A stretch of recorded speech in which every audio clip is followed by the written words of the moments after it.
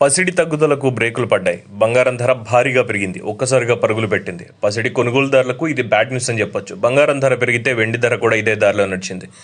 ఏకంగా వేలల్లో పెరిగింది. అంతర్జాతీయ మార్కెట్లో బంగారం ధర తగ్గినా కూడా దేశీ మార్కెట్లో పసిడి పడిపోవడం గమనార్హం. హైదరాబాద్ మార్కెట్లో బుధవారం బంగారం ధర పెరిగింది.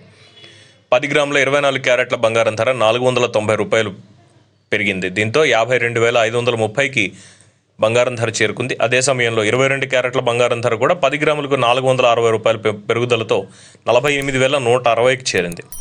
పసిడి ధర పరుగులు పెడితే వెండి ధర కూడా అదే ధరలో నడిచింది. కేజీ వెండి ధర దాదాపు ₹2,700 పెరిగి 60,700కు కేజీ వెండి ధర చేరుకుంది. పరిశ్రమ యూనిట్లు, నాణ్యత తయారీదారుల నుంచి డిమాండ్ పుంజుకోవడం ఇందుకు ప్రధాన కారణంగా చెప్పుకోవచ్చు.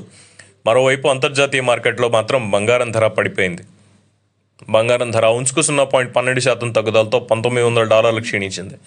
బంగారం ధర తగ్గితే వెండి ధర కూడా ఇదే ధరలో నడిచింది. వెండి ధర ఔన్స్కు 0.69% తగ్గుదలతో $24.27కు తగ్గింది.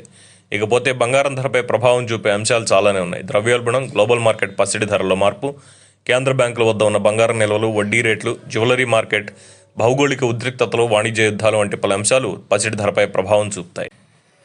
పసిడి ధర పడిపోతూ వస్తోంది. ఆగస్టు నెలలో కొత్త గరిష్ట స్థాయిలకు చేరిన బంగారం ధర అక్కడి నుంచి తగ్గుతూనే వస్తుంది. ప్రస్తుతం బంగారం ధర 10 గ్రాములకు 49,500 దగ్గర కదలాడుతుంది.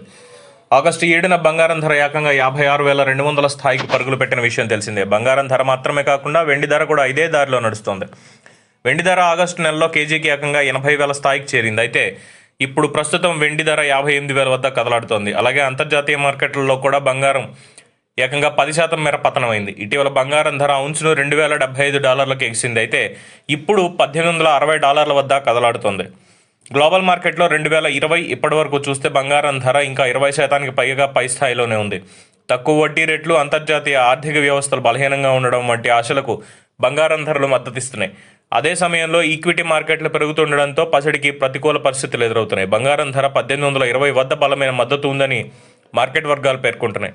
వెండి ధర ఇటీవల గరిష్ట స్థాయి నుంచి ఏకంగా 25% పతనమైంది. అయినా కూడా ఇన్వెస్టర్ల నుంచి డిమాండ్ ఎక్కువగా ఉండడం, సోలార్ ప్యానెల్స్ను డిమాండ్ ఉంచడం, చైనా నుంచి వెండి దిగుమతులు పెరగడం వంటి వాటి వల్ల కూడా వెండి పెరిగే ఛాన్స్ ఉందని మార్కెట్ నిపుణులు అంచనా వేస్తున్నారు. ఇకపోతే బంగారం ధర వచ్చే ఏడాది మార్చి నాటికి $2,500 స్థాయికి చేరొచ్చని bank of America Merrill Lynch పేర్కొంటోంది. అంటే రానున్న రోజుల్లో పసిడి పరుగు తప్పదు.